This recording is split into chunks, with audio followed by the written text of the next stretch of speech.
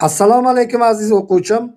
Bugun biz ot plus i'ga issoyo, opsoyo infinitiv holatda itta, opta mavjud yoki mavjud emas grammatikasini o'rganib chiqamiz.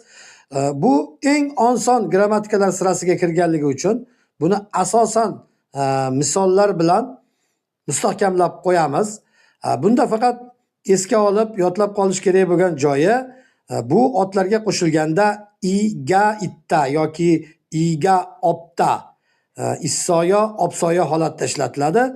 Lekin joy nomlari bilan qo'shib ishlatilganda esa o'rin kelishiga da, ya'ni bilan birgalikda qo'shib ishlatiladi.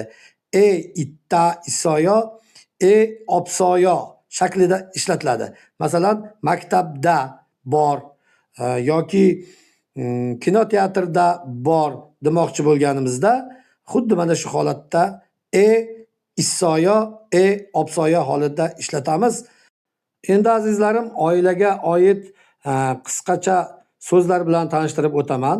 Pumonim ota-ona, aboji ota, omoni ona, hyong o'g'il bolalar uchun aka, nuna o'g'il bolalar uchun opa, haraboji bobo, halmoni buvi, to'ngsen uka yoki singil. Bu nam to'ngsing, yo to'ngsing holatida ham keladi. Onni bu qiz bolalar uchun opa, uppa qiz bolalar uchun aka, nampyon puyin xotin. Tal bu ota-ona uchun qiz farzand, adil ota-ona uchun o'g'il farzand. Appa bizda asosan shevada dada yoki ada holatida ishlatiladi. Omma ona yoki aya holatida ishlatiladi. 안녕하세요. 안녕하세요. 이름이 뭐예요? 저는 민수예요. 오들존이 어디에 있어요? 집에 있어요? 오딜존이 집에 없어요. 학교에 있어요. 로라 씨는 새 책이 있어요? 아니요. 새 책이 없어요. 민수 씨는 공이 있어요?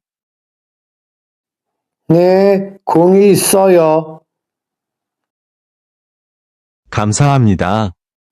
감사합니다. 안녕히 가세요. 안녕히 계세요.